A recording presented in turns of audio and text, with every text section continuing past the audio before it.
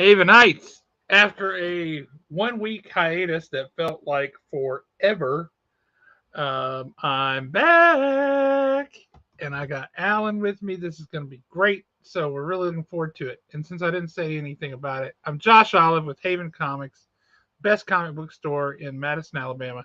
And we'll be right back after this awesome intro video.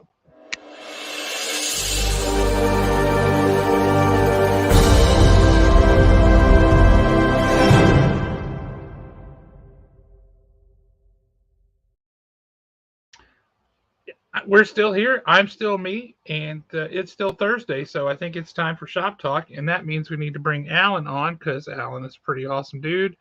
And boom, Alan.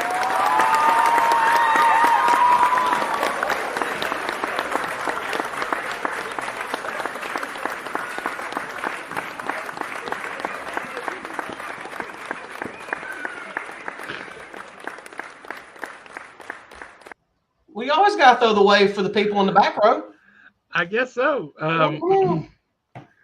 This actually is as good a time as any before we jump into anything else because I got a message the other day from somebody who is a fan of the show. They're a fan of the store. And this person said, "Who is Alan? Like, where did he come from?" We've all been trying to figure that out for years. Well, I thought about it and I thought, you know what? Everybody who watches this or any of these shows, they know my comic book story. They know how I got started. They know all of that jazz. But that we've never done an origin story for you. So, Alan, I got to ask so that people can get this out of their systems. What is your...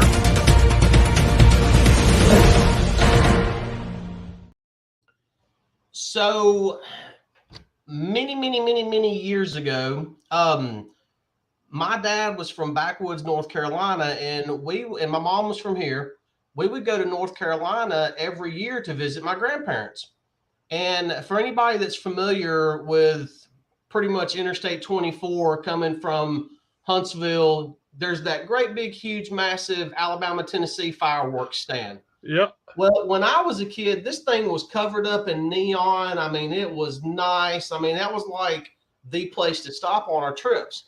Well, they had a spinner rack.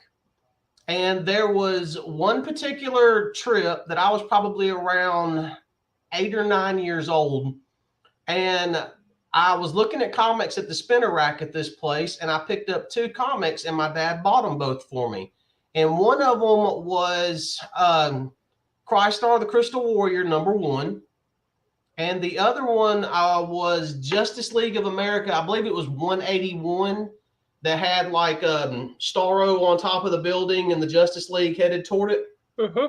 And that was my introduction to comic books. Well, we really didn't have anything like that around the house at the time because keep in mind, this right here was... 1980, because I was born in 73. So this was around 82, 81, 82, some that time frame. Well, we would always go to the Food World on North Parkway to get groceries. That's where we went too. And right next door, there was Big B, and it was a drugstore. Right on the corner. They had a spinner rack. So, if I'd have been good during the week, my mom would pick me up a new comic, and it just kind of went from there. Fast forward, I collected off and on all the way up until I was in my early 20s. At one point, myself and 3 other guys were all co-owners in Comic Corner. And that was right after it had broken away from Jennings Collectibles. And it was right there on the Parkway where I think Academy Sports is now. That was actually pretty short-lived. I found out real quick that you never go into business with multiple people on a business that small, because no matter what you think, you tend to get overruled. And I'll be honest with you, I was only like maybe 22, 23 years old, somewhere around there. So I was still just way too young to be doing something like that, to be honest with you. I just wasn't, savvy enough to figure out how to do it all. Well, then the whole Heroes World debacle happened. We're in the middle of that garbage again now. Yeah. And by this point, we're probably looking at about the mid 90s when that happened. Early And 90s, yeah. we ended up, I'm trying to scooch over. We ended up selling the shop, and I cannot remember who it got sold to because I was so disgusted at that point. I just didn't even bother showing up. Made absolutely no money off of selling the shop. In fact, lost money hand over fist. And it was just a really wonky time for comic books, period. In fact, and you're going to understand exactly what I'm talking about. The only reason at that time that we were able to pay the rent was because of Magic the Gathering. Yep. I mean, that's just nobody was buying comics. The last big book that truly sold, or the last big event, was the death of Superman. And, naturally, yeah, there were people buying comics everywhere right around the death of Superman because it was the first time something like that had ever happened. So, we literally saw people all over the freaking place. And then after that event, it was done. It was over with. The customer base pretty much left. I had become and I really didn't like the direction that a lot of books were going. So I had become so disenfranchised with comics that I quit collecting entirely. Every once in a while, if we were, say, at like Books A Million or Barnes and Noble, and they had something that caught my interest, I would kind of pick it up. I do remember being at Books A Million one time and seeing Walking Dead #1 on the shelf. And I remember thinking to myself, yeah, that's going to go nowhere. Good luck, Image. And kept on walking. Well, look how wrong I was. I could have bought it for cover price. But I mean, that's the way it is with comics. Well, several years ago, a friend of mine had called, and he was like, so let me back that up some. Over the course of all these years, I would have like a random person get in touch with me, or a friend get in touch with me and say, hey, we know this person, they're looking for this particular book. We know you really don't care anymore. Do you have it? And I'll be like, yeah, I got it. So I'd cut them a deal.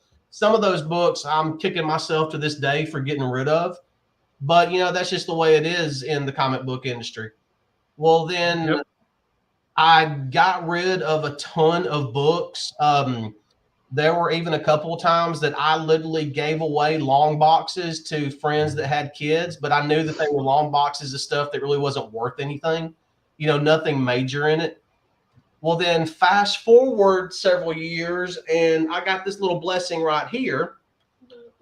And a buddy of mine had called me one night, and he said, hey, do you have this particular book? And I'm like, yeah, I think so. Let me dig it out. And I started digging comic book boxes out of the garage, and the kids had no idea. I mean, this was several years ago. I mean, she was probably only 4, maybe. And my son, they had no idea all this stuff had been in the garage all these years. We started going through it, and I was going through all of my Image books because that's what I was looking for an Image book. And I was like, I don't want to get rid of this. I'm at the point now, it would be like selling a piece of me. So I literally just started picking books up again here and there, started coming into the shop because I've been into the shop a couple of times just randomly over the years. But then I just kind of started going more and more and more. I took her to her first con was the Huntsville Pop Culture Expo. She's been hooked on that ever since. There were literally, when we were going through boxes that night, there were comics that were in the floor, and my son is like, "Oh, I want to read that," and I'll be smacking his hand. I'm like, "No, you're not touching that one. We need to put that one in a special pile over here. That's a college education one day, maybe, hopefully." Like this one, believe it or not, yes, she's all about some Scarlet Witch. She really enjoys the new Fantastic Four run. She's liking the Wakanda miniseries.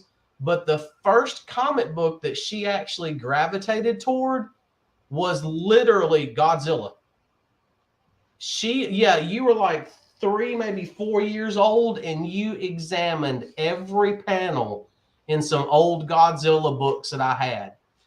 So then after that, for whatever reason, she discovered the Strawberry Shortcake series that come out.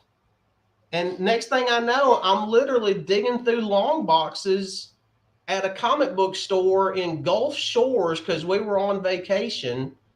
And I'm sitting there and it hits me. I'm a grown man digging for Strawberry Shortcake comics. What is wrong with me?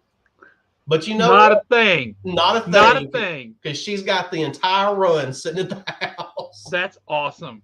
Yep. Well And done, Bug. that's literally how it got started. You know, we've got some friends of ours. I won't call anybody out, Nick Ellis. Where, you know, they're kind of like, I see a lot of me in two brothers in the fact that they quit reading a lot of stuff. They're just kind of over it, but they still love the hobby itself. And my big takeaway to tell everybody that every collector out there is going to go through that phase. Mm-hmm. The first time you go through that phase, you think it's pretty much over with. Yep. It's not. I've been through that phase. I've actually been through it a couple of times. Believe it or not, I went through it just a couple of years ago, but I've been collecting for so long that I recognized that phase. So I kept buying comics. I never, you know, I didn't get rid of my pull list. I just kept buying and they kept piling up until one day I was like, man, I really need to do something about that dining room table. That's looking pretty awful in there. And I started sorting through stuff, and there was one particular issue of Star Wars that caught my attention. And I'm like, okay, what's going on here? Let me go back to where I left off. And then next thing I knew, I spent an entire vacation just reading comic after comic after comic. And I ended up falling in love with those characters all over again. It's just, now I'm at the point, I wish that I would have understood that phase of collecting back in the 90s when I walked away from it entirely. Not because you know, yeah, there were some books that come out in the 90s that you look at the price now and you're just like, holy God, how did that happen? It's not even about that. Because yeah, I do have some relatively expensive books at home. You know, nothing that would break the bank, nothing that nobody could afford. I mean, they're very affordable books, but it's a part of me. I mean, those are my books. I mean, you know, that you equate those with a time and a place in your life. Exactly. Right? So exactly. That's part of your DNA. That's you that puts you exactly in that time and place, and you can say, yes, this is what happened. This is that era. Who was the president then? Who cares? But I remember this, right? Yeah. So I've got a Web of Spider-Man #1 at home. You've seen it. We sent it off to get graded. The grade really made me mad. The backstory on that book is I remember being 12 years old, and my dad had taken me to the Tattooed Lady. Yep. When it was right there on the parkway, just before you got to the interstate. It was when it was in that building there. In fact, there was still a Taco Bell there next to it. Mm-hmm. And we were in there, and I was looking at comics, and I was looking at skateboards and stuff, and I see that Web of Spider-Man #1. With that gorgeous Charles Vest cover. Yeah, at that time, it was a $30 book. And even I knew at that time, there's no way that we can afford a $30 book. There's no way. I'm not even going to bother asking because we just can't afford it. Well, over the years, I got to the point where, yeah, I mean, a $30 book, that's just Tuesday. But I never found a book, a Web of Spider-Man, that reminded me of that particular night in Tattooed Lady. And it was like I was always waiting to buy that particular book. Well, fast forward many years, Dustin, Vic, and I end up in the front room at Steve Hinton's house, of all places. It's like a Shangri-La in there. Yeah, I mean, you walk in and it's like you hear harp music and angels singing. Well, he was getting ready for a show. Dustin and I are so sitting there. So he had about 40,000 comics out. Exactly. 40,000 on the couch alone. And I'm flipping through a long box of books that he was taking to a show, and I see this Web of Spider-Man #1, and I swear to God, in that instant, I was 12 years old, standing in Tattooed Lady again. And I literally, I mean, my hand, good thing everybody was behind me because my hand was shaking when I pulled that book out of the box and just set it on the pile, never said a word. I got home to this day. That is still, it's a $10 book. That is my most favoriteest book I have ever purchased in my life. So, and it's things like that I love about the hobby itself. Because it's like you said, it doesn't matter. You know where you were at and what was going on when one particular book come out. It didn't matter if it was 1992 and we were in Saudi Arabia in the middle of a war. It didn't matter who the president was or any of this. It was literally X-Men #1. It was X Factor is now back on Earth. X-Men #1. Now, granted, from that point on, it became a massive disappointment, but that's a whole nother argument. So how did you end up at Haven? Literally, yeah, that's kind of a loaded question. I'm going to leave something else out of it. Was there an underground card game in the back room I didn't know about? And now, that was, let's just say I was really mad at somewhere else. Okay. And we'll just leave it at that. And that's good. I was like, okay, wait a minute. There's this other place called Haven. Let me go check it out. And I walked in and it was, oh crap.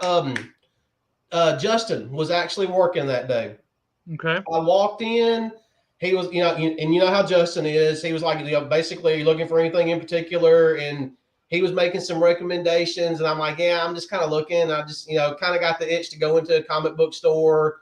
Blah, blah, blah, blah, blah. And I ended up talking to Justin for like 20 minutes. And then, I think I picked up a couple of books. And then probably, I don't know, I got the itch again several months later. And I walked in and Alex was there. And you know how a comic book conversation with Alex goes. We deep all over the map, and it's the best thing in the world. Yes. Oh, yeah. God, yeah. Next thing I know, I am deep diving into 1994 Image Comics, and we're talking about that. And it just kind of went from there. And it was literally what ended up pulling me back to Haven every single time was the people that worked there. Every single time. So that's kind of my origin story. That's freaking awesome.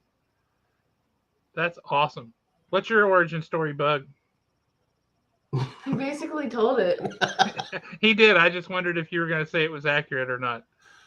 I have got pictures on my phone of her probably around 4 or 5 years old, and she's sitting in the floor surrounded by comic books, and you can't even see the hardwood. There's so many comic books.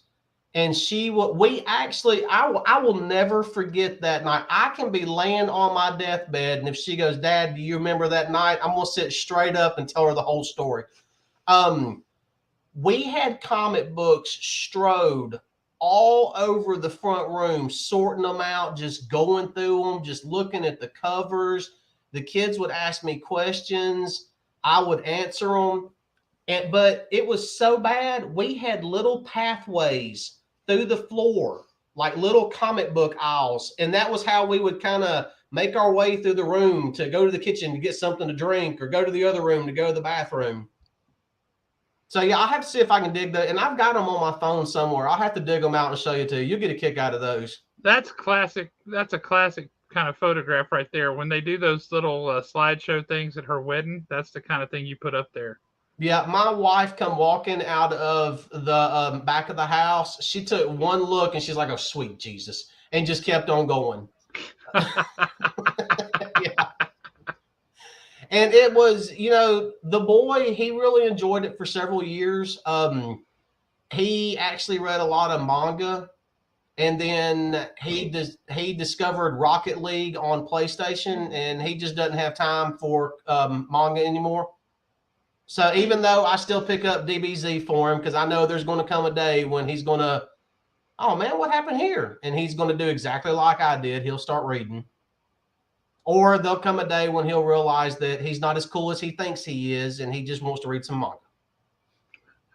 Ain't nothing wrong with that either. Yep. Hey, you want to know what I thought of when you said that the first comic book I really looked at was the Godzilla one? What's up? The Godzilla movie with Aaron Taylor Johnson. Oh yeah, it wasn't too long after that I had. It was right after the new Godzilla movie come out, and we are piled up in the middle of the bed, and we are watching Godzilla. And you know how it was. You don't see him up until a certain point, and she is literally like just sitting there the entire movie. Well, when you finally see Godzilla's foot at the airport, she's doing this number. I mean, her hands are like this and she's trembling. And my wife goes, I don't know if she should be watching this. Well, you know, the camera's panning up and you're seeing more and more and more. And the more you saw of Godzilla, the more excited she got, to the point where my wife goes, it might be time to turn this off. About that time, it shows his head and he roars.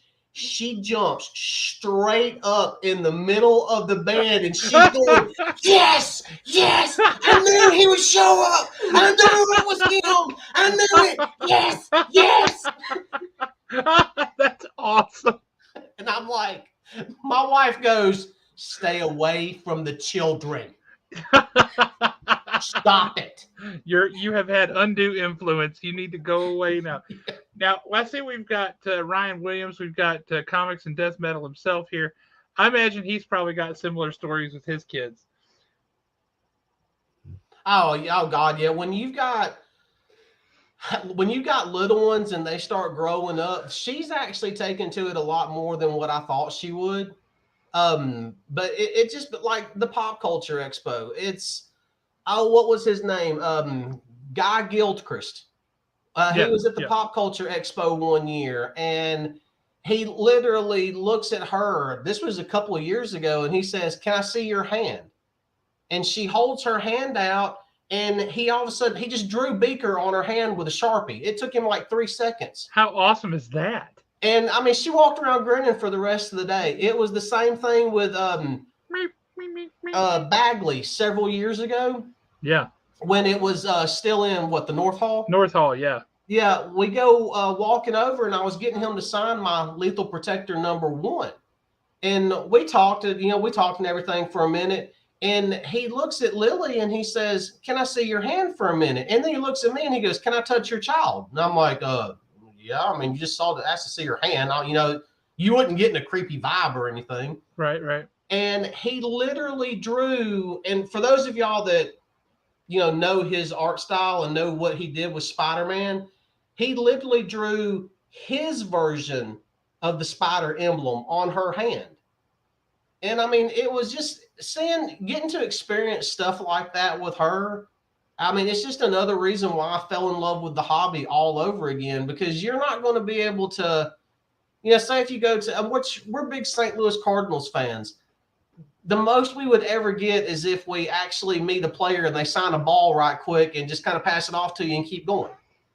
It's not like that in the comic book industry. I mean, those guys really take time. I mean, they'll sit there and talk to you. They'll sit there and talk to the kids. And it's not just I want to say a lot of it's the pop culture industry entirely. And I can't think of her name, but just a few months ago, Allison from Hocus Pocus. Yeah. Bug and one of her friends literally stood in line. I don't know how long they stood there, but literally stood in line and patiently waited their turn just to get to her and tell her, we don't want to autograph or anything. We really like Hocus Pocus, and we wanted the opportunity to tell you hi. And this woman, Vanessa Shaw, that's her name, literally stopped and took the time to actually sit there and talk to these two 12-year-olds. Kind of, hey, I got paying customers over here, but you just invested your time just so you would have the ability to say hi to me. You don't really get that in any other hobby or any other experience anywhere. So, I mean, that's just kind of why I love our big nerd community so much. Yeah, it is pretty awesome. I do love when you guys swing by the shop on like a Saturday or something, and you've got Bug with you, and maybe one of her friends or something, and she like transitions into like kind of hostess mode. She's like, "This is where this is, and this is where that is," because she knows where everything is, and so she's like, "Point." I love that.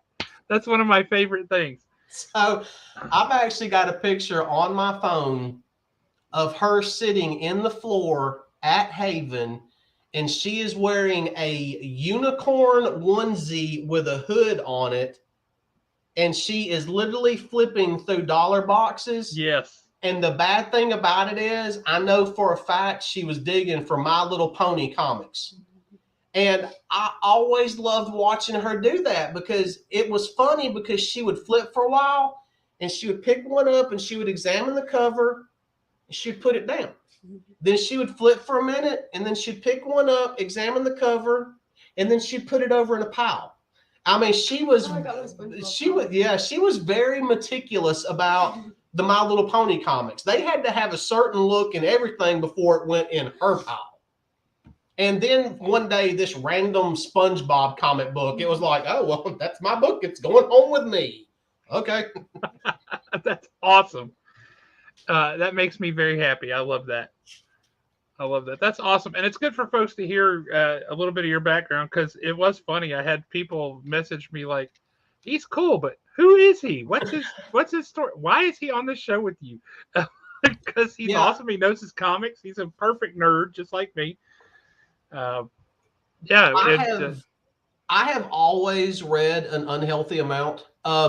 If there is such a thing. There is not. And it's not just comics. When I was younger, I was fascinated by horror. And not the gore, jump scares or any of that. To me, a really good horror novel is suspenseful. Mm-hmm. I was always fascinated by certain authors. I've got this I've talked to a lot of people before. I know some people that are just like me and other people just look at me like they're crazy. When I put down a comic book and I pick up an actual novel, maybe it's because I've read so many comic books, but when I'm reading a novel, I only see the words for a couple of minutes and then the picture forms in my mind and I actually read it like a comic book. I've always done that. It's always reading to me has always been extremely mental and extremely visual, if that makes sense. Mm-hmm. And but I don't know. That's just kind of my outlet. I mean, I don't drink. I don't do drugs. I don't gamble. I'm not a degenerate. I have an addiction. I do. And it's reading. I mean, it's what I can get my hands on. The more descriptive an author, the better, which is strange because when it comes to comic books, I don't want them to be that descriptive. Well, you want them to show, not tell, right? Exactly. And, we've joked around about it before. Stan Lee was extremely wordy. I mean, you go back to some of those Daredevil comic books in 1964, and he's literally tell you, and Daredevil flipped backwards over the wall to get away. And you're like, Stan, I watched him do it, Stan. I didn't need you to tell me he did it. I literally watched him do it. Mm-hmm. So yeah, some comic books, they can get a little bit too wordy for me, but it's when they're describing something that I'm obviously seeing with my own two eyes. So I think I've told you before, and I don't know if you've picked it up yet, but my buddy Scott Oden, A Gathering of Ravens. Yep, I have not picked it up yet. Twilight of the Gods. You got to pick those up, man, because when the third one hits the shelves, which should be here in a couple of months, it is the most action creamed into one book you've ever seen in your life. No, that's awesome. I'll definitely have to check it out. Like, it is wall to wall, floor to ceiling, bust through the ceiling action, and it's intense. Yeah, and this one right here, and my wife, she reads a lot also. This one right here actually scares me. 12 years old, and she's already blowing through Oscar Wilde books like there's no tomorrow. Excellent. Yeah. Excellent. I approve, Bug, all the way around. Very good. So we've got 11 people watching. Do you think we should kind of show off what's on my other screen over here? I think we should. Well, let's go ahead and share this. Let's do it, guys. Share screen. You now have the opportunity to represent in about a million different ways if you so choose. You want a Haven shirt? You can order you a Haven shirt. You want a Haven apron to wear while you're cooking? You can get one of those. You want a bandana for your dog? You can get one of those. You want a mug? You want a tumbler? You want a bag? A hat? Man, we got the Haven logo and the Shop Top logo on just about everything. I mean, are you really grilling if you're not wearing a Haven apron? I mean, come on. Right, I don't think you are. Now, I did see this, and I busted out laughing when I saw it because, honestly, when I saw this, what made me decide to do the dog bandana was that dog Gypsy. Was it Gypsy Rebel? Gypsy Danger. Gypsy Danger. Yes, we do have in purple.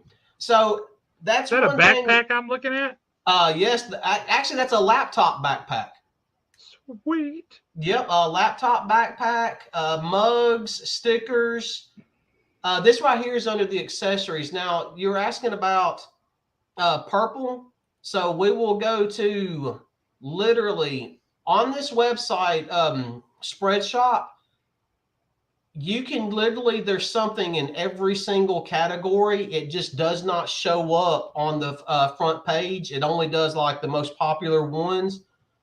But say if you go to a shirt and you want to see the colors are right here. You want purple? We got purple.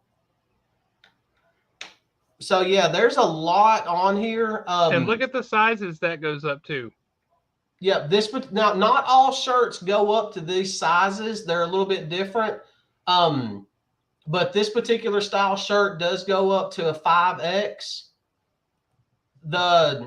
You do, if you're actually wondering, yes, there is a size chart and everything. So, you can bust out the tape measures and do all that good stuff. I know the couple of people that I know have really liked this one. Mm-hmm. They like the baseball style shirt.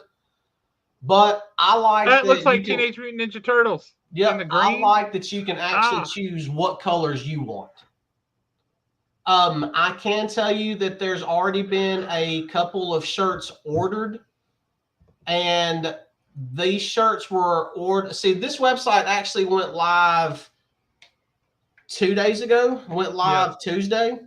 And I told somebody about it, and I said, hey, you're a t-shirt connoisseur. Go check it out and tell me what you think. And he went to it, and his response was, I'll let you know what I think as soon as they come in. And he ordered a couple of shirts. And Jay, that's kind of what I'm getting at. I got to find out exactly which style shirt that he ordered, but he ordered two of them, one for himself and one for his wife. And that's what I like to hear. On the women's shirts, I believe he ordered a tie-dye option. This one right here. Yeah, he ordered that one in purple.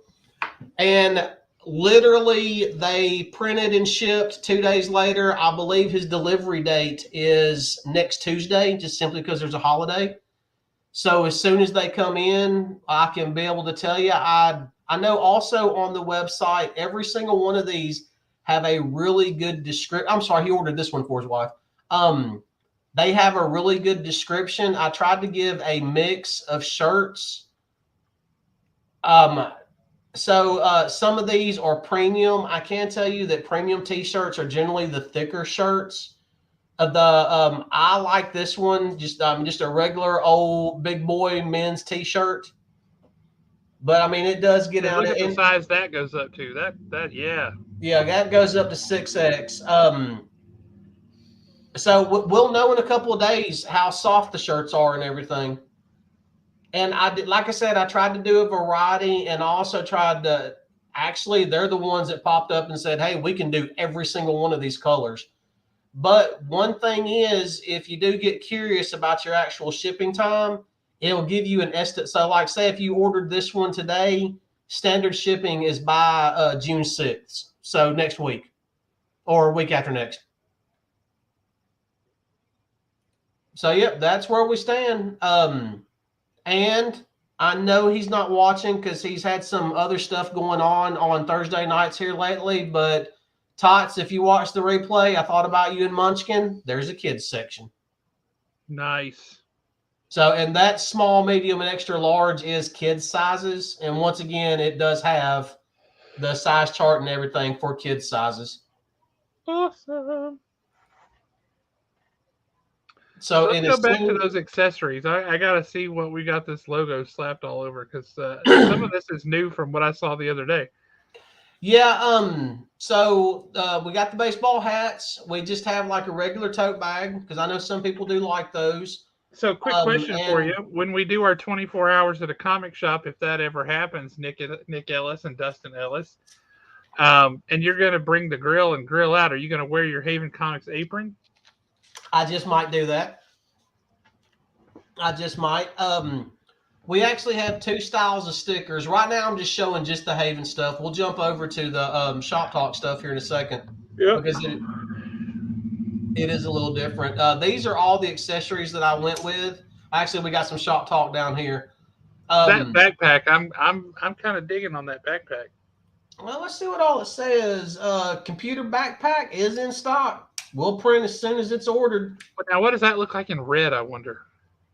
That blue pops, but I am wondering about that red. There's the red. And then there's the gray. That blue it is for me. Yeah, that blue looks really good. Yeah, this is pretty cool, bud. And then I know some people really like them. I kind of like them myself. Where's it at? There is this one right here is it's called a 50-50 shirt. And this is, it's more, I think it's a little, not that one. Sorry. Hang on. Where'd it go? Was that the 50-50 shirt? I believe it is. I believe this one is the moist. It's basically it's billed for gym rats. It's the moisture wicking shirt. We've got those, and then we also had another one that's the Shop Talk logo, and it is the performance moisture wicking shirt. So they'll be a little bit thinner. So, and I'll be honest with you, I was really surprised at how good the logo looked on different colors. It pops pretty well. Big shout out to Nick Ellis for designing that logo. Then there was, I don't know why, but for whatever reason, I saw the tie-dye and I thought, why not? Why not? Yeah, and I mean, some of the tie-dye shirts are really cool looking. I do dig it with that logo. That pops.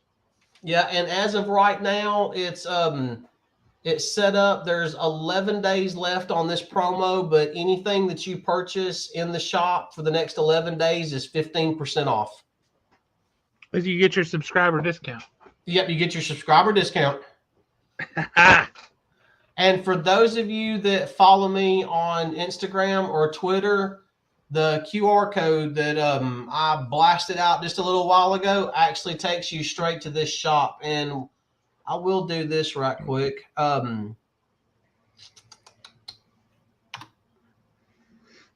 We will post that. Let that come up. Come on, let's go.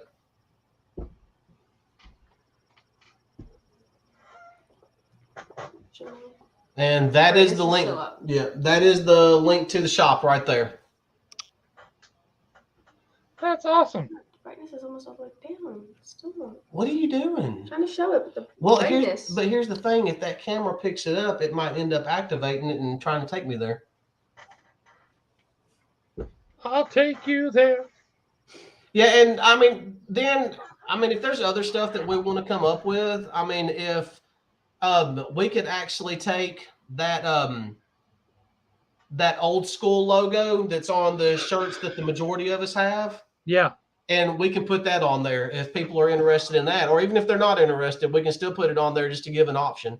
Just the straight black and white logo. Yep, just a straight black and white logo. Yep. I did throw a couple of hoodies on there because I know people really enjoy hoodies. I know it's really not the weather here in the South. Not right now, for sure. Yeah, when winter gets here, there. Oh, wait a minute, where'd it go? There was one other. Because a buddy of mine saw this and started laughing. Is it tank tops? Do I see tank tops on there? Yep, there are tank tops. We've even got the professional polo. And hey, honestly, $26.99 for a polo. I mean, that's a pretty good price. But there was one other, because like I said, is that it? We even have Haven Comics sweatpants. Oh my Lord. Why? Because I love my sweatpants. I'm glad it's not written across the butt. I sleep Well, no. in sweatpants and then wear the same sweatpants to school. Oh yeah, this one wears sweatpants to school in a heartbeat. Like I sleep in them and then wear them to school the next day. Well, I guess that's efficient. Yep. So that is where we stand on the merch shop. I think just about every t-shirt has different colors available. Yep. So you might find one particular style t-shirt that is in one particular color, but it may not be available in another style. They are kind of busted up a little bit by the designs. So we've got the standard Haven Comics logo, 26 products with this design. If you click the button right here, it should show you everything with that design. And then we've got the Shop Talk logo, and we've only got 11 products with it. But it was also me just kind of, playing around, because I actually did the Shop Talk logo first just to see how it would all look. And then it was like, you know what? I've gone this far. I'm going all the way. Let's do it. Might as well. No, that's pretty awesome. I'm gonna have to get a couple of those bandanas for dogs. I got 2 pups that would look good in those, and one of them won't just destroy it immediately. Yeah. Now, I got a couple of things to show off before we jump into your Storefolio and talk some comics. No, let's see what you got. All right. Let me see here. I sent a couple of books off to the comic book chiropractor, Mr. Dustin Ellis. And I just got them back from CGC. The first one is the very first appearance of Alpha Flight. Oh, nice.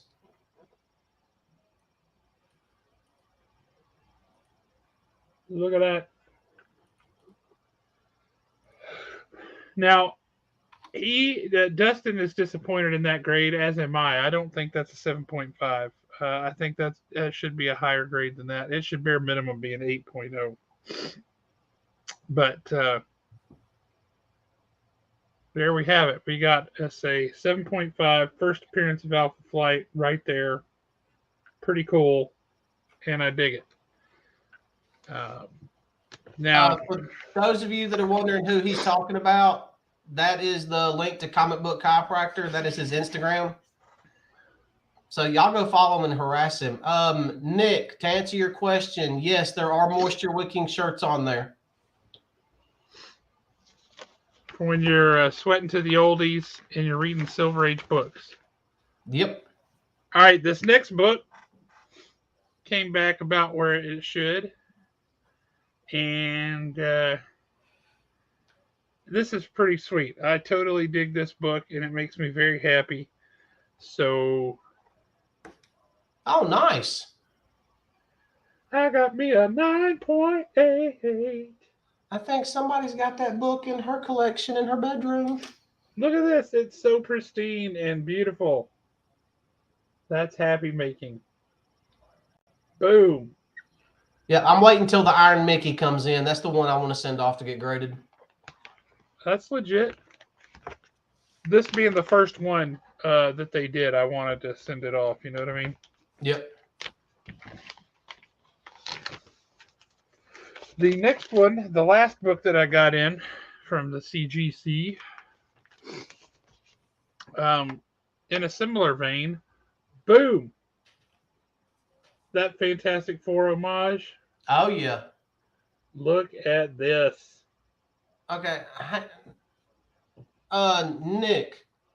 Yes, the Haven logo is on there. I tell you what I'm doing. I am. I know I sent you the QR code on Instagram. Go check messages on Instagram. And I'm sending you the link also. Nick, are you saying that you want to wear a Haven shirt while sweating? Is that what you're trying to say? Oh, you're talking about moisture. Oh, I get it now. You're talking about the moisture wicking specifically with a Haven logo. No, the 50/50 shirt is as close to that. If you want a moisture wicking with just the Haven logo, I can set that up here in about 10 minutes if that's what you want. I think that's what he wants. Okay, then let me do this. So that's pretty cool. So let's, since I've been out of town, and for anybody that doesn't know, I've been out of the country for the past, 9 days, and I am exhausted. I hardly know what day it is, what time it is. I just want to sleep a lot. But I was in Barcelona and then Paris, and I sang 11 different concerts in 8 days, which is a lot. So I'm tired. I feel like Bug after a dance recital weekend. It's more like competition than recital, though. Like euphoric and beat. Yeah, believe it or not, recital does not phase her a bit. Competition weekends are the ones that get her. Well, then like that, but make it 8 days in different countries. Nick, if you give it just a few minutes, it should update, and you should have moisture wicking now. Oh, wait a minute. Yes, give it just a few minutes, and it will update, Nick. Hey, Right. Storefolio. Let's break into that Storefolio and talk some comics. Let's do this. I'm looking forward to adding a Shop Talk sticker to the Storefolio soon. Yes. Yep, that's my sticker. It's mine. Your video is all Look. locked up. There you go. Once again, that's a healthy Storefolio. If your Storefolio or your bag does not look like this when you leave your LCS, what was the point of even going in? I mean, get it off. You're breaking up pretty bad all of a sudden, and your video is frozen. Just a second. Whatever shall we do? I like this impressionist painting, this impressionist view of Alan and Bug there. Can you? Now you're still locked video wise, and your audio is breaking up really bad all of a sudden.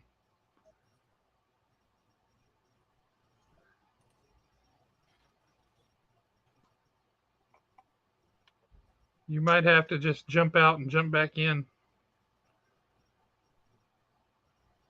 Do the hokey pokey, turn yourself around. I hear that's what it's all about.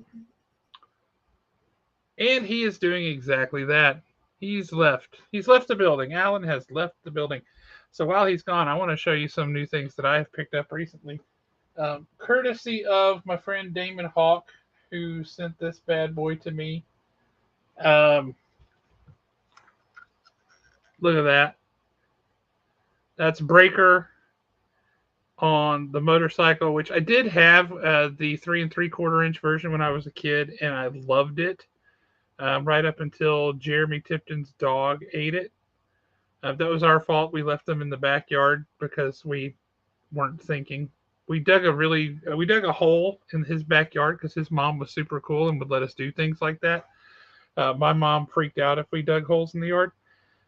So we dug this hole that was probably about 4 feet deep and wide enough for us both to get into it. And then we cut little caves and things like that into it and had this awesome place to play with all of our G.I. Joe figures.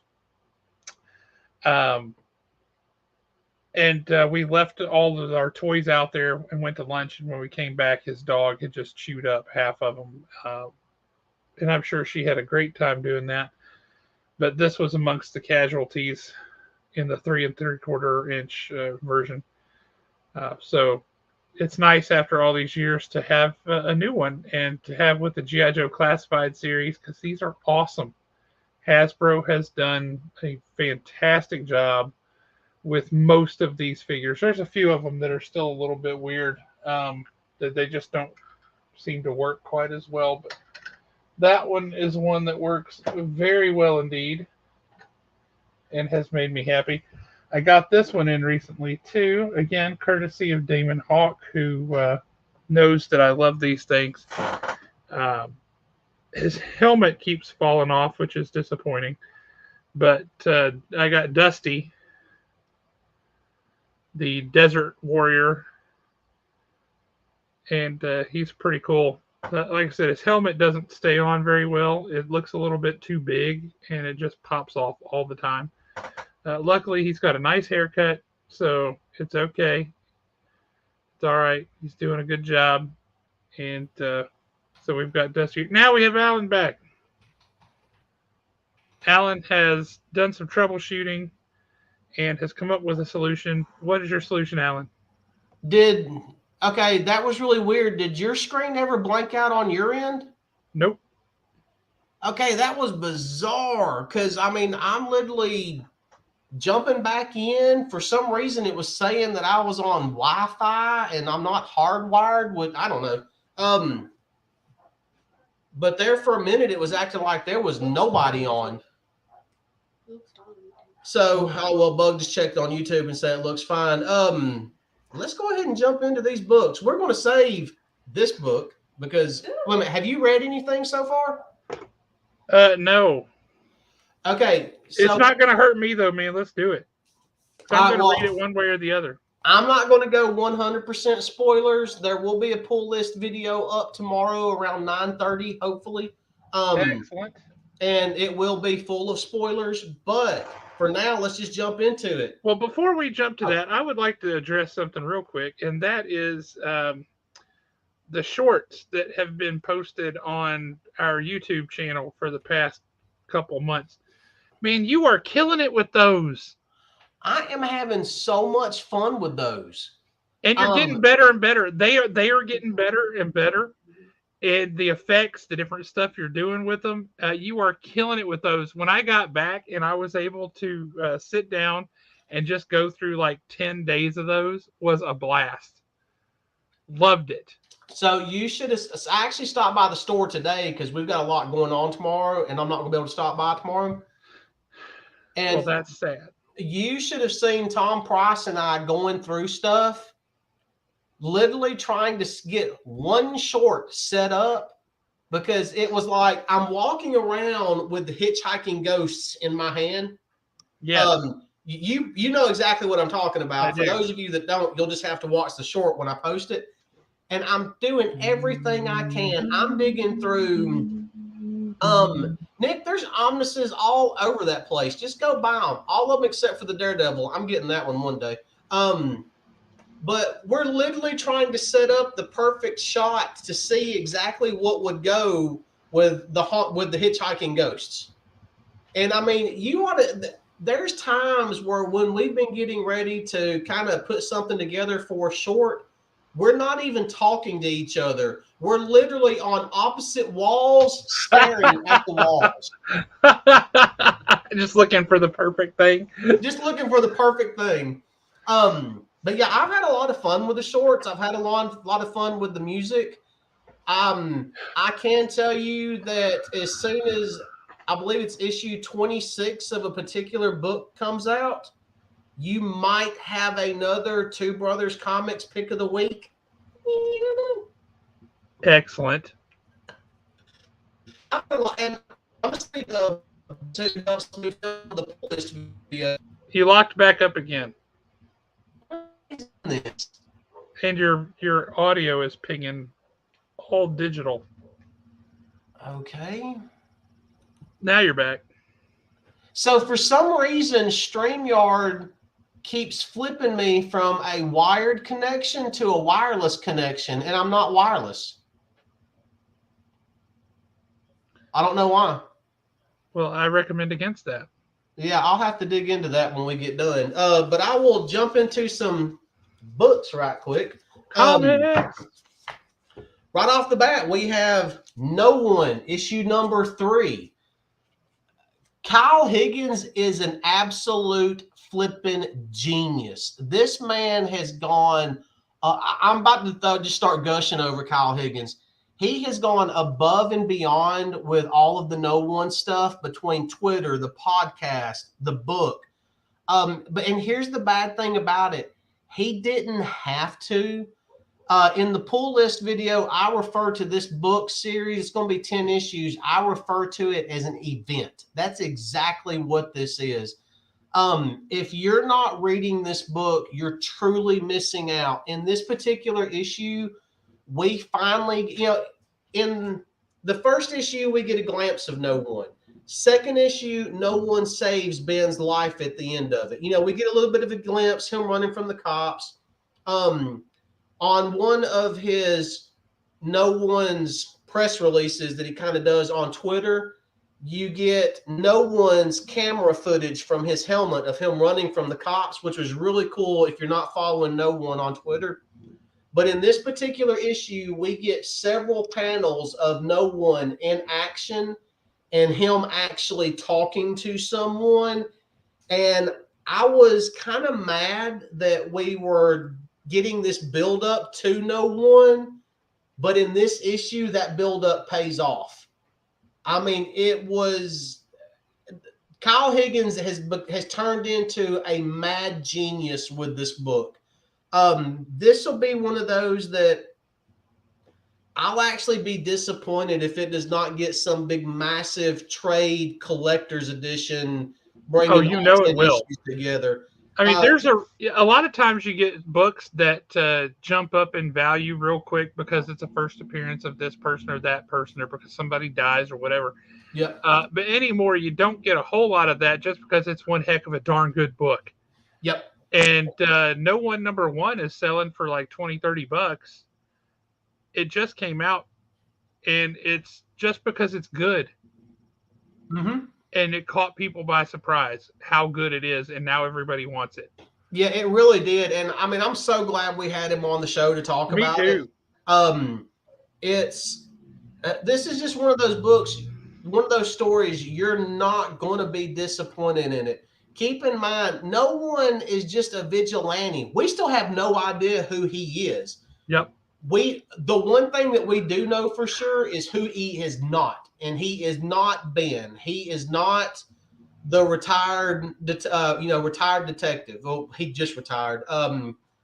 For those of you that are reading it, you're going to know exactly what I'm talking about. For those of you not reading it, maybe this will be enough to send you over the edge. Ben has a file. We do not know exactly what's in the file. It's been given to him. Ben is on the hunt now. He is not happy. You see him at the end of the book. He's at the end of the bar. He's got his file, baseball cap pulled down low. Ben's hunting for somebody. He's going after whoever is in this file.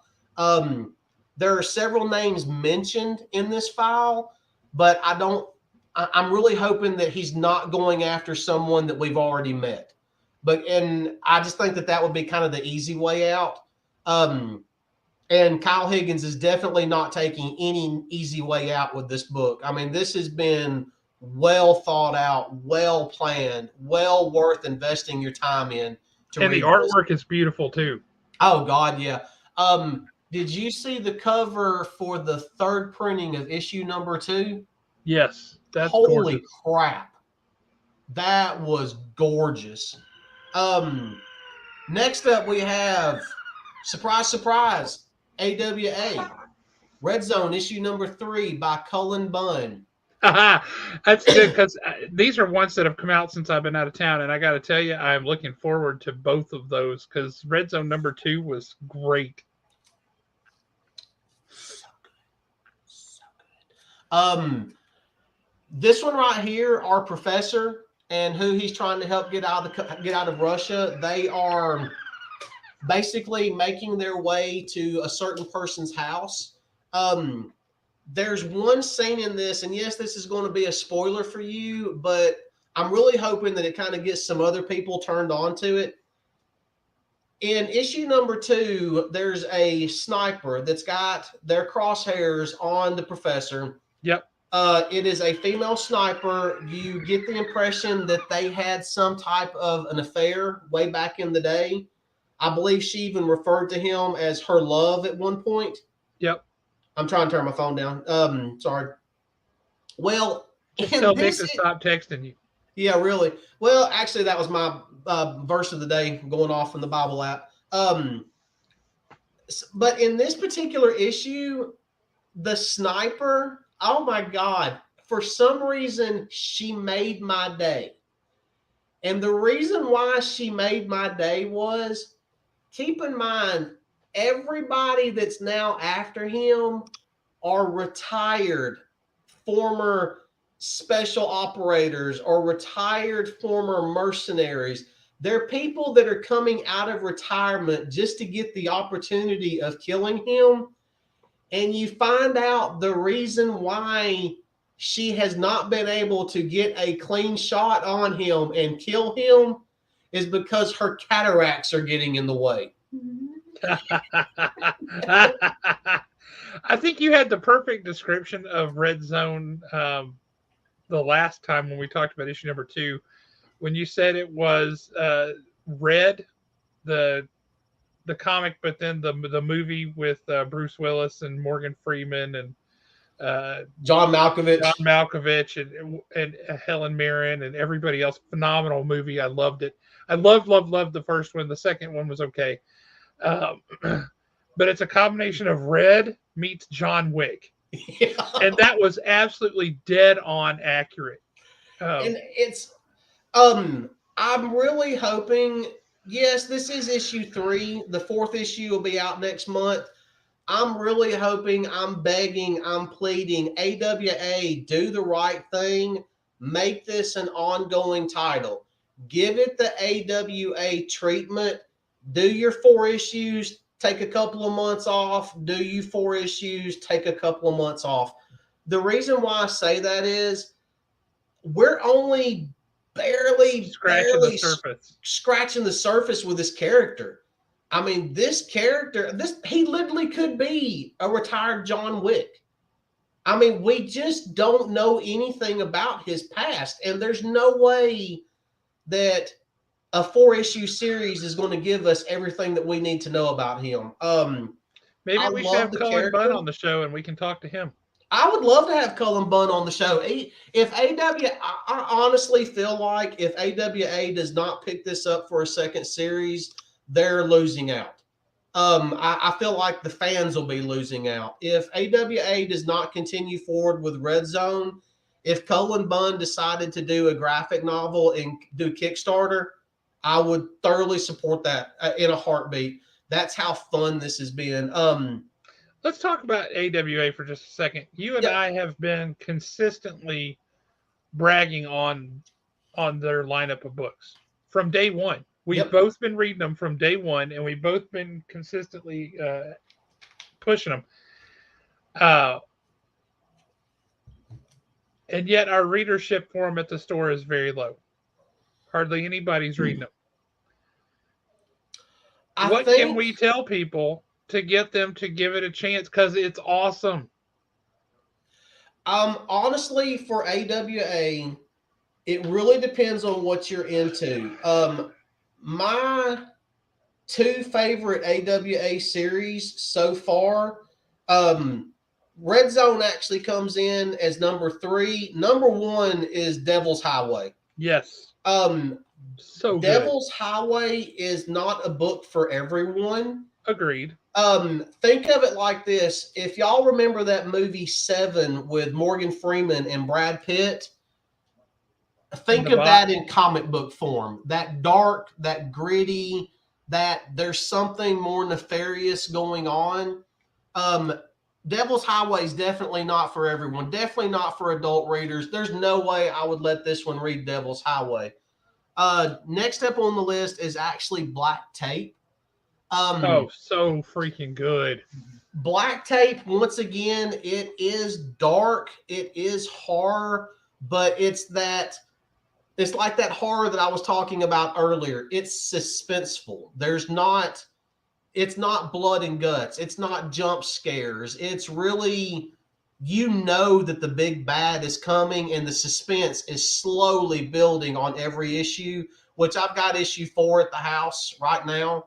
I'm like, itching to get my hands, get that one wrapped around my skull and start reading it.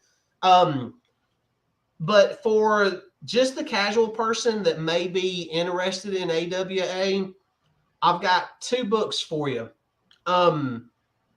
That does not include, that's not horror. Red Zone's not horror. That one's very approachable. Yeah, Red Zone would be a good gateway book for AWA. And believe it or not, I feel like American Ronin would be a very good gateway book for AWA. Oh, yeah, that was a great book. Yeah, American Ronin takes the whole corporate espionage, government sniper assassin situation to a whole new level. Yeah. I mean, really good read. And I cannot remember who wrote American Ronin, and I think it's actually going to get a second series. I've heard that too. I hope it does. Yeah, it was really good. For those of you that like zombie stuff, you could pick up the trades of Year Zero. Yep. That's basically what it is. As far as a gateway into AWA, if you're kind of on the fence, I say Red Zone. Red Zone's just been a great read. Like I said, this is issue 3. It just come out last week. You can still get the first 2 issues. AWA is also really good about taking their 4 and 6 part miniseries, is just what I'm going to call them. Yeah. And after they come out, there's a trade for it. Yep. So I can tell you right now that if you want to go full tilt and just dive in head first, both trades for Devil's Highway sitting at the shop right now. Yes, just they waiting are. on you. In fact, I was looking at all the trades today when we were kind of doing some stuff with the shorts, and they're both over there where the trades are at the shop right now. But like I said, that one's dark, that one's gritty, that one's got a air of realism about them that's kind of uncomfortable, and that's probably why I enjoyed it so much. That's not your typical comic book. I mean, if you're faint at heart, or if something like along those lines would offend you, don't pick it up. That's my disclaimer on it. Don't pick it up. But if you want to go head first, let's go check out the horror. Let's see what's going on with this occult. Why is it, me personally, why am I in love with Harrow, and why do I want her to have more titles and more books and more adventures? Go grab that book, because honestly, or Harrow, however you want to pronounce her name. That's Harrow, I think. Yeah, she is probably, in my opinion, this is solely my opinion, the best strong female lead character that we've seen in any book in years. She kind of reminds me of a young Mariska Hargitay a little bit. Yep. But with what's her name from Terminator? See, I know who you're talking about, but I pictured her in Redemption. Well, yeah, she was clearly the model for the character in Redemption. Oh, God, yeah. Couldn't get away from that. But I picture, she kind of reminds me a little bit of a young Mariska Hargitay, but with her, like, grit and Power. It's so good. I'd forgotten about Redemption. Redemption's a great book. That was good too. Yeah, and now, so here's the thing about Redemption. The way that book ends, it's the perfect ending. There's no need to have any more. There's really not. It's that you literally get what that title is. You get why it was named that way. That's it. It is what it is. What was it? Was it 4 issues or 6 issues? 4, I think. Yeah, you can get the complete story, 4 issues. A great read. Bill gets it. Bill's reading Red Zone, so I mean, he understands. I mean, it's not just Josh and I. Look, I'm gonna be honest with y'all. I love Bill Fisher to death. Bill Fisher picky on his comic books. He's endorsing Red Zone. You know it's good. That's a true statement. Next up on the list. Yeah, we'll go ahead and do it.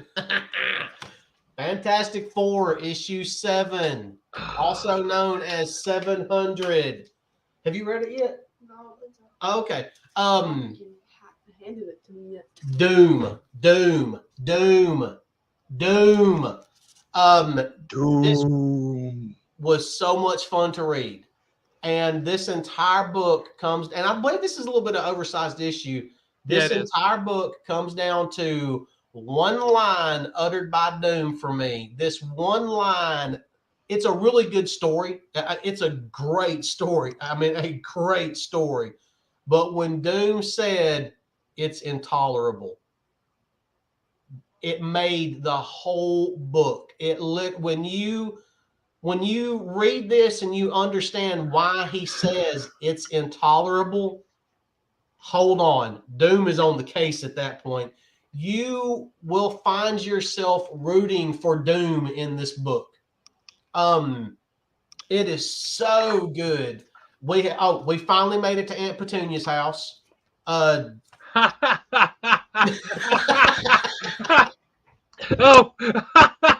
Ben Grimm has been talking about Aunt Petunia for 60 years. This is great. And let me tell you what, not only did we make it to Aunt Petunia's house, but we get to meet Aunt Petunia, and she is you are awesome. kidding me. Oh, do you really? I'm so excited to get this. Oh, that makes my day. But wait a minute, it gets even better. And this is the part that had me rolling. Legend has it that Aunt Petunia's house is also haunted.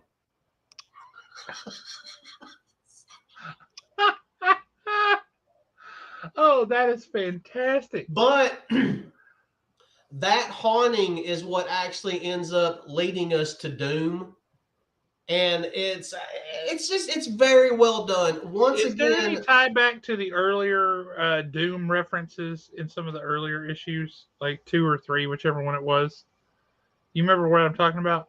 Yeah, I think that. I know exactly which one you're talking about. There is no reference to that in this. Good, because I liked that as a standalone thing. The way they left that was really cool.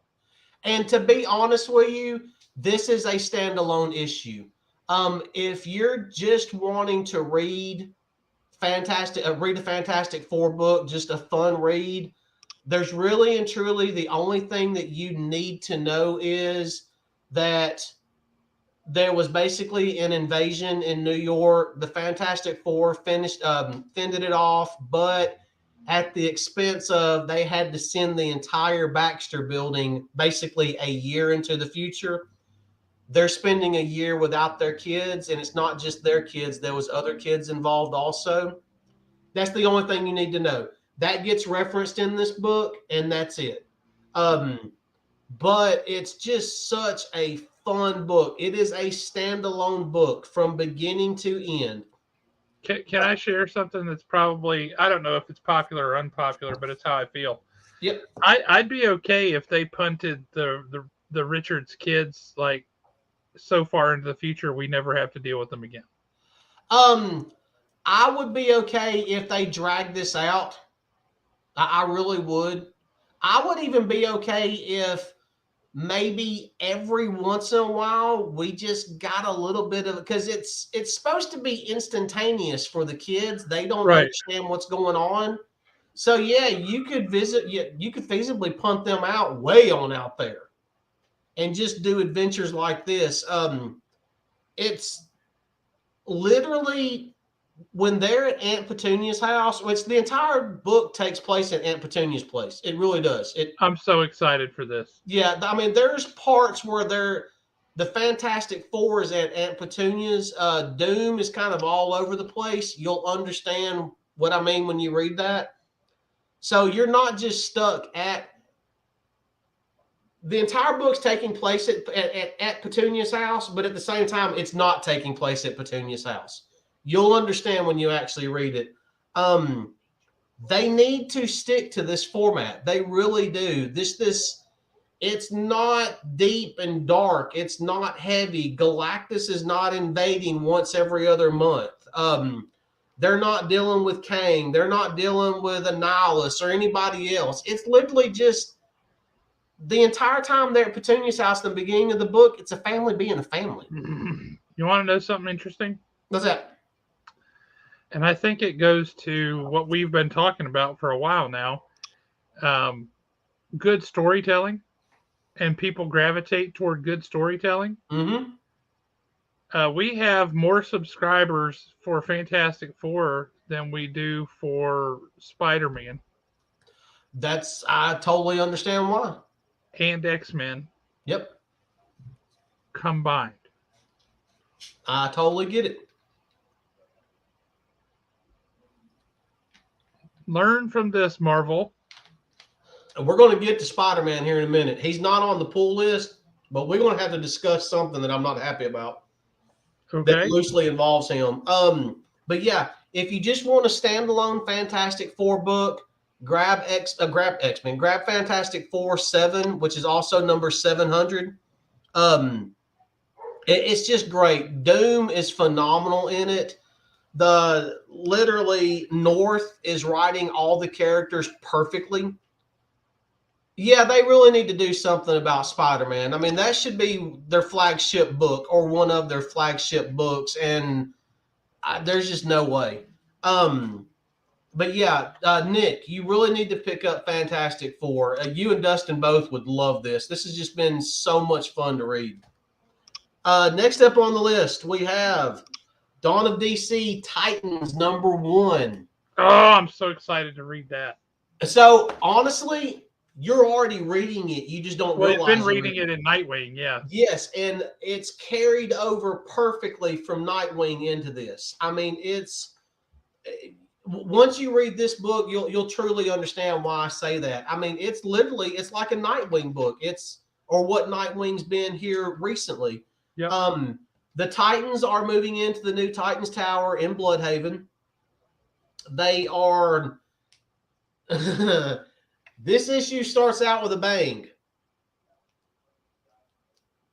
And when you see the first page, you're going to get mad because I said that. Well, I think I've got a guess as to what you're referring to, and shame on you. Yeah. The end of the issue, there is a Titan is dead. A Titan is dead, and all over the monitors, they actually find the Titan's body. Okay, let me back up a little bit. As they're getting ready to move in, Titano has attacked, so they've got to use a boom tube to get Titano away from a nuclear power plant. And that's their little adventure. Peacemaker is in it. We'll get to Peacemaker once we get to the DC primer. I don't want to say a whole lot about him. But once they come back to Titan Towers, they make their way inside and they realize that there's a little bit of blood. There's a little bit going on. They're fanning out. They got to figure out what's going on. There's a Titan down. That Titan tells you in the beginning of the book he's dying and there's nothing that he can do to stop it. But when they find his body all over every computer screen and monitor that surrounds him is 2 words: solve it. That's just all it is. Solve it. Tom Taylor at his finest, beginning to end. I mean, really, really, really good. If you got a problem. Do what? Said if you got a problem, yo. Yep. There you go. There you go. You're raising that girl right. Yeah. You need to read both these. But yeah, Titans issue number 1, solid start to the new series. Definitely looking forward to seeing where they're going to take this, since Titans are supposed to become the new flagship. You know, they're supposed to be the new Justice League. They're taking over, protecting the world. The Justice League is just going to kind of go their separate ways and do their thing, which kind of leads us to doing their own thing, which is Dawn of DC Superman issue number 4. That's a great cover. Oh yeah, it's a really, really good cover. I love the title, the way they've got that on there. It's very old school. Yep, and The basically, Kryptonite Claw. You find out that, and guess what? This is another cover that makes sense for the book. Yay! I mean, you understand what the Kryptonite Claw is. You understand what it does. You've already met the character that has it. And basically, the Kryptonite Claw, they've experimented with it, and this is the nutshell version of it. If it's Superman's weakness, it can be someone else's strength. So they can basically over amplify someone's powers with the Kryptonite Claw. And the person that they do it to in this issue is Silver Banshee. Some really good artwork in it, a really good story. Superman, obviously Superman can take down Silver Banshee anytime he wants to, but he knows that there's something wrong because he's got Lex Luthor in his ear. And for those of you reading it, you understand what I just said. But he's doing everything he can not to hurt her. Toward the end of the book, Jimmy Olsen is talking to Lois, and all of a sudden here comes Silver Banshee and Superman like through the street fighting and everything. And Jimmy Olsen, of all people, jumps into the middle of the fight and basically is prepared to sacrifice himself as a human shield for one simple reason. And I was not expecting what that reason was. Do you want me to ruin it for you? Yeah. Please don't hurt her. I love her. Whoa. You don't. I love the reaction take you just had behind you. Could you see the reaction behind you? Because that was perfect. Yep. And I mean, that's your reaction in the book. You're not expecting it. I mean, it literally comes out of nowhere. They're Dawn of DC, Superman, Titans. Let's jump back to Titans for a second. Beast Boy, Gar, literally Raven is having to basically coax him out of where the pillows are at because in his sleep he was having a nightmare and he turned into a mouse to hide from the nightmare. They're becoming character driven again. They're doing it all over DC. Marvel, take notice. DC's about to kick your butt if you're not careful.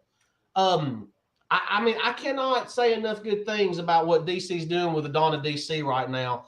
Marvel's doing it too, but they're just doing it in little pockets.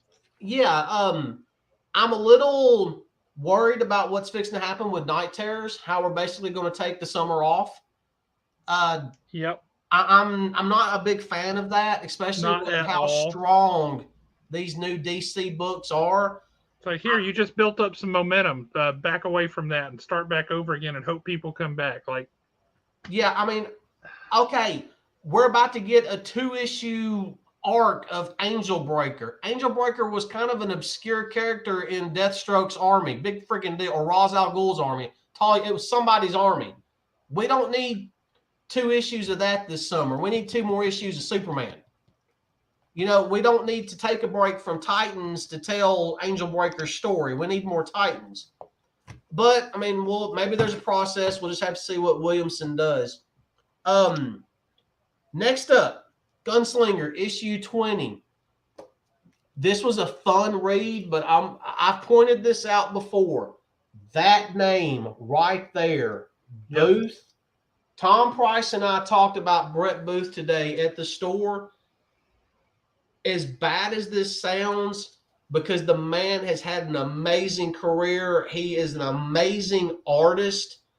This is some of Brett Booth's best work, in my opinion. That is saying something right there, brother. From the first to the last page, every single line, every single detail is absolutely perfect. I'm actually going to show you something that he's, if I can just jump to that one page right quick. Because Gunslinger is away from Spawn. He's gone back. He's in the hotel room. He's trying to kind of regroup a little bit. And he can't regroup because of something that's going on. Basically, Dakota shows up. The queen of, they call her the queen of dinosaurs. Come on, where are you at?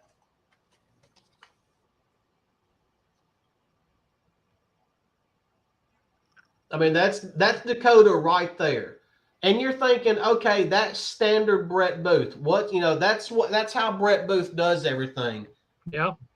But let's jump a couple of pages. And now Gunslinger is fighting a dinosaur. You really can't tell because the camera is not picking it up that well. But there is so much detail in this dinosaur. Every little bump and ridge. I mean, everything. It's just, I mean, it's great from beginning to end. I mean, I honestly think some of his best work. And I love his work on Backlash. I love the stuff that he did in the 90s. But it's once you actually get into like right here, and I know this is not a great camera, so it's really hard to tell. Trust me, it's a lot better than this. The way you see her eyes and the light in her eyes through the tassels and through her mask is absolute perfection. I mean, you couldn't do any better than what he did with this book right here. It's another good story. We find out that basically she does not want to fight Javier, Gunslinger. She wants his help killing her father, and her father is the clown. Nice. And Javier's all for it, so he's all in to go kill the clown, and that's how we leave off with this issue. I mean, it's really good. It's really fun, but for some reason, Brett Booth's art just, I don't know, it blew me away in this book. It really did. Next up, Last of the Barbarians. I believe we're on issue 4. Issue 4.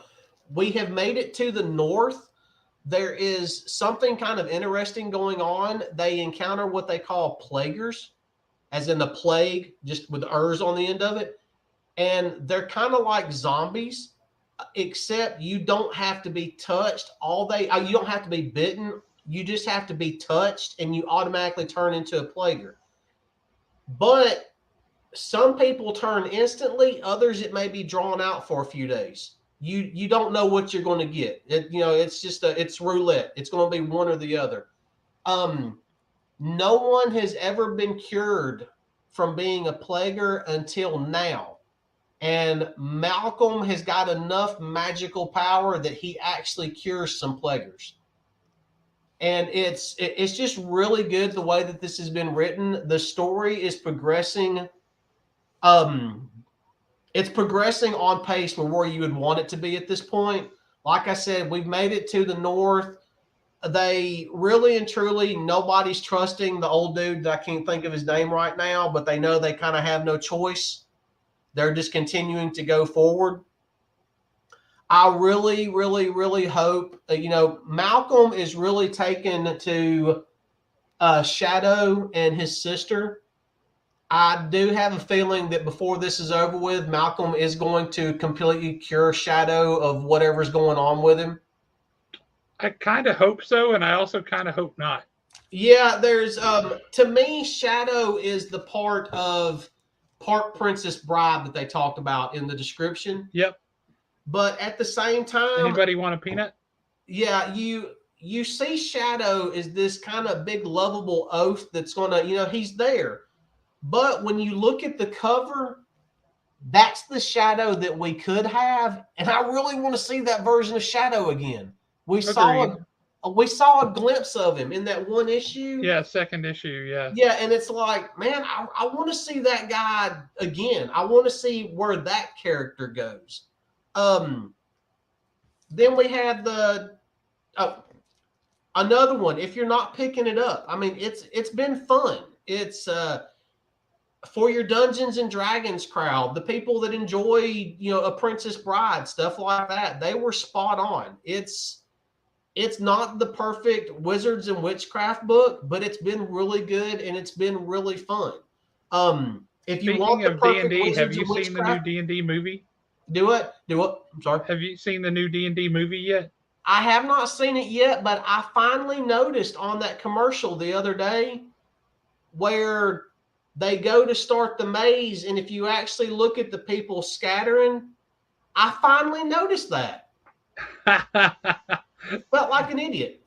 You see them in 2 or 3 shots. They're there, and it's pretty great. Yep.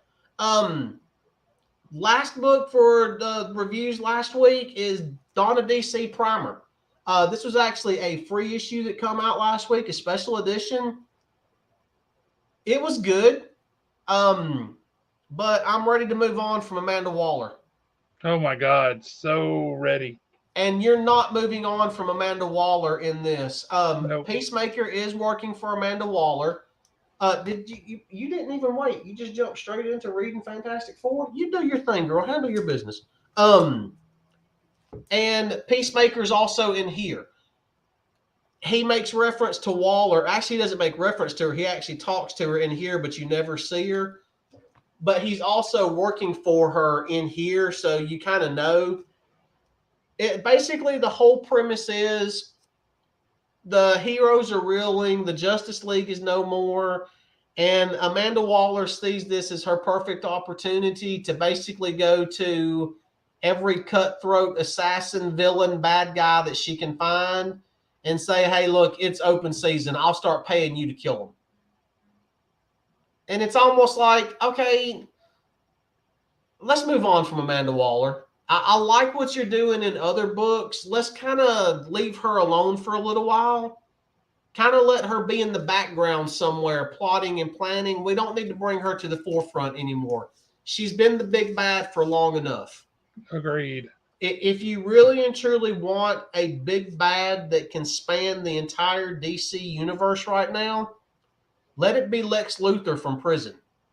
Because Lex Luthor is in prison in Superman, but you also tell that his reach is far beyond the cell that he's in. Let him be your big bad from prison. I think I would rather see that than another Amanda Waller story. 100% agree with that. And then for the throwback pick of the week. Throwback Thursdays. We have a very old 15-center Aquaman number 54. This was at an era when the cover actually told you a story. Yep. If you really and truly look at it, that cover is telling you everything you need to know about this book. And the reason why I picked this book as my throwback pick of the week is because of something that Josh said earlier. Look at the cover. The covers are starting to matter again. Yep. And Not just random portraits. Yeah, I have no issues with the random portraits. I really don't. I like seeing them every once in a while. But I also like when the cover pertains to the story. And that's why this one was my throwback pick of the week, was because the cover is the story, just like here. Cut down by the Kryptonite Claw. That right there sums up this entire flipping book. It really does. So that was my throwback. Those are my picks of the week. Yeah, I don't know what it is. Maybe it's just to talk about covers and telling a story. But when we were in Paris last week, my wife was in the Louvre. I didn't go to the Louvre this time. I was busy singing.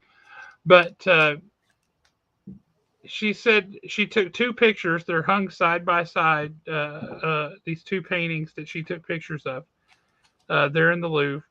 And the first one is a painting of John the Baptist. He's kind of sitting here and he's pointing like this, right? Okay. And ostensibly, if you're, if study the Bible or what have you, he's pointing to the person who's following behind him, whatever. He's not pointing to himself, right? But he's pointing like this, okay? And literally the next painting over, so he's pointing at it, is a picture of them holding his severed head. Oh, God. They did that on purpose. They did. My wife posted these pictures on Facebook, and it's like somebody at the Louvre has a sense of humor. That is pretty good. Like, look at that. That's my head. See, that is something that you and I would do if we were museum curators. Oh, yeah. Yeah. So with you being out of town last week, I don't know if you heard the potentially devastating news that I heard. Did you hear who's taking over Daredevil after Zdarsky? No. Spider-Man Beyond, Salen himself. Well, there that goes. Yep. And we've kind of had this conversation. There's a difference between, and I've had this conversation with a couple of people. The problem with some of these books, and the problem especially with Spider-Man, Nick Ellis said it best. They need somebody that cares about the character. Yep. My thing on, and I want to add to that, my thing is they're bringing in these writers that they're only telling the stories that they want to tell.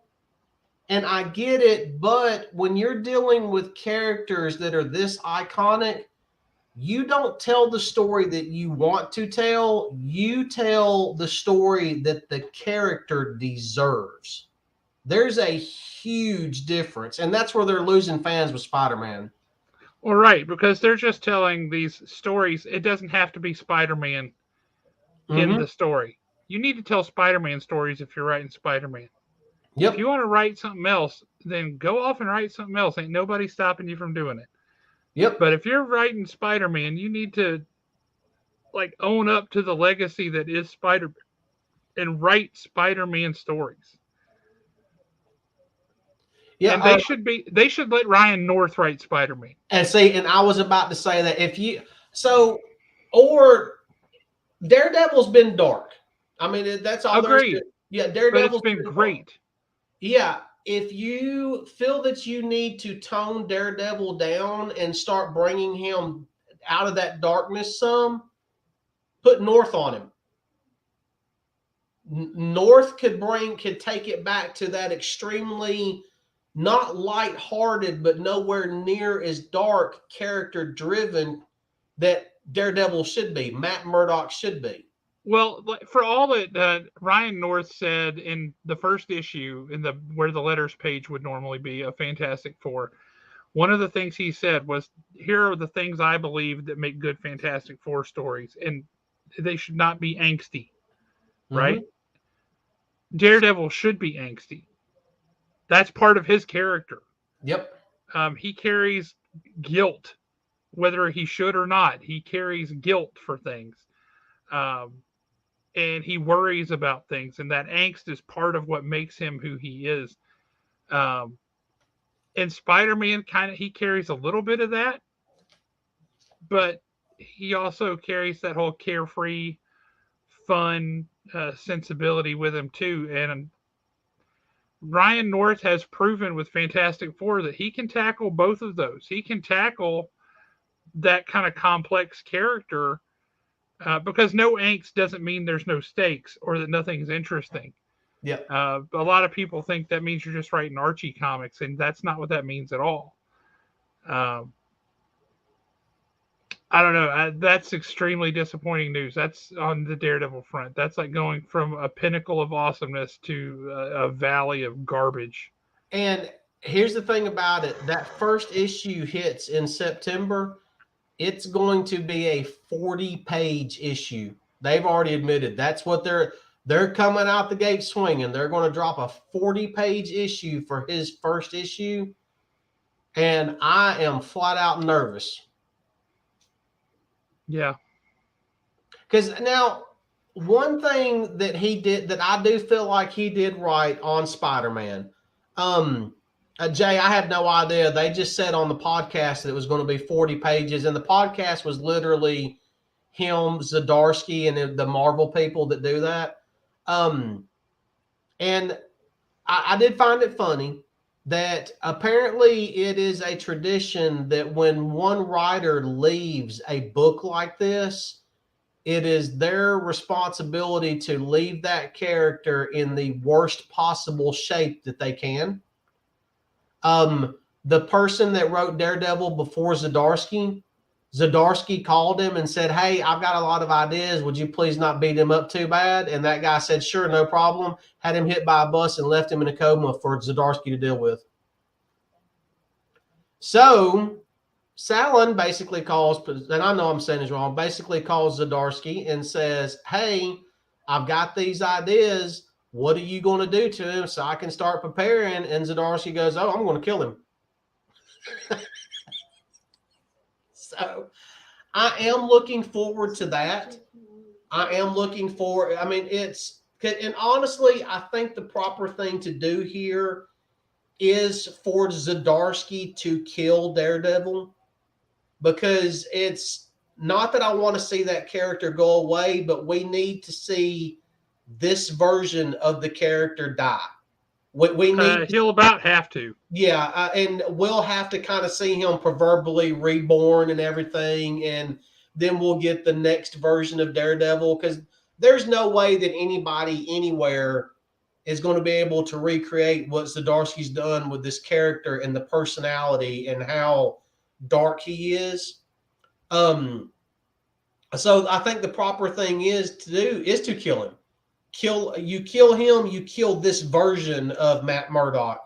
You kill this version of Daredevil. You kill the Elektra's husband, the King of the Fist, all that. And then we see where he takes off to in the next 40 pages that we're going to get hit with in September. But yeah, I'm worried about it. I really am. The thing that I feel like he did right with Spider-Man Beyond. Ended it? No, out of that entire story, there was only one portion. There was only one issue that I actually liked, and that was when Ben Reilly went to the hospital to see Peter Parker, and they kind of have their little conversation, and Peter Parker pretty much gives Ben Reilly his blessing to, go do it. Just do what you got to do. And as Ben Reilly is walking away, that's when Peter slips into the coma. And I thought that was very well written, and the timing of the way it all played out, I thought it was done. I actually had a lot of hope for Spider-Man Beyond being really good after that issue. And then I get to the next issue and it just, nosedive. It was god awful. Which I really hate, because I've always enjoyed the character Ben Reilly. I think if done right, he can be a really, really, really good character. They just haven't found anybody to truly do him right. Agreed. I mean, I would love to see an unhinged Ben Reilly like we saw in that Scarlet Spider series a couple of years ago. Where he was in Las Vegas. And he would rescue people and then charge them money. Yeah, and then he found his Aunt May and he started calling her Aunt June. I mean, I thought it was great. I mean, we got the unhinged Ben Reilly, but to me, what would have sent that book over the edge is if Sin Eater had showed up in Vegas and him and Ben Reilly went at it. Oh, that would have been great. That's a story I would have wanted to read right there. Yeah, that would have been so much fun. I like that character. I just don't think he's getting the love that he deserves. And he's not getting, and it's not from the fans. It's from the It's from the writers. If the writers Mhm. would give us a good Scarlet Spider and a good Ben Riley, I think the fans are starved for good Spider-Man stories. They would show up for that book. I agree with that. I will say on the front of good Spider-Man stories, the Miles Morales Spider-Man books have been great. It has been a really good series, and you should be reading it. I was just never. I mean, I liked Into the Spider-Verse. I liked the movie and everything, but for some reason, I just never could get into Miles Morales as Spider-Man. I don't know why. The look you're getting right now, I love. But let me just tell you, those first few issues of this book, of the new Miles Morales series, feels more like Peter Parker than any Peter Parker book we've had in years. See, and I've heard a lot of people say that. And It's I mean, true. I like the premise, I like the idea, but it was to me, and it was the same thing as reading Ben Riley as Spider-Man. It just wasn't the same. I mean, Right. I've grown up my entire life. Spider-Man is Peter Parker. Yep. You know, that's like he is supposed to be the best of them all. You know, That goes back to that whole Daredevil number 10. yeah, Oh my gosh, that it's conversation, and then just the thoughts that he was having while they were talking and all that. That was rough. yeah, and then him screaming Matt's name at the end of it. I mean, that's the Spider-Man that we want. That's the Spider-Man. That's the character that they should be writing. The story that should be told is that Spider-Man story, not the Spider-Man book that we're getting. Yeah. I mean, Speaking of which,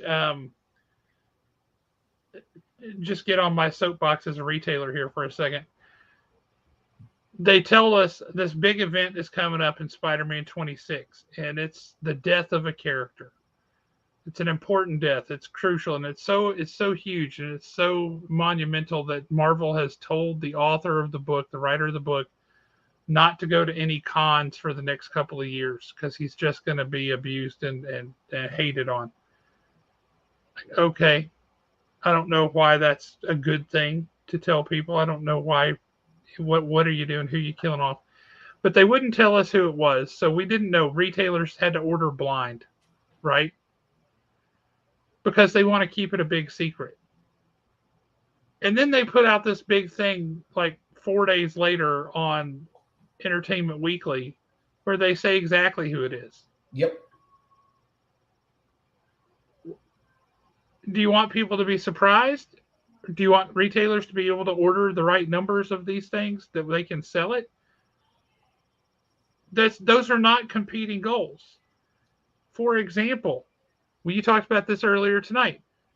People came flocking into stores to buy Death of Superman. Mm-hmm. Because they knew what was happening. It was called Death of Superman. Nobody went in going in death of some strange character. I wonder who it will be. Yep. They came flocking to Death of Superman. This nonsense of trying to keep the super secret and don't spoil it from the retailers who have to order it. That's like telling the people at the movie theater, we're going to send you a reel of film that you can load up. And then when you start the movie, then we're going to send you the second reel. Yep. Like, no, that's not how this works. You have to trust people at some point. There has to be the communication at some point. And you know what? Keeping secrets from the audience is not a way to sell comic books. It frustrates them. Tell them if it's the death of Superman, call it that, sell 1 million copies, and let's move on. Yep. But this whole business of we're going to keep this massive secret just long enough for you to order all your books because we've told you something massive is coming and you should order it. And then they make the reveal who they reveal 4 days after that to an outside source that's not retailers. Like, are you freaking kidding me? And the bad thing about it, when I saw who the reveal was, I was just kind of like, okay, whatever. Right. It's a meh.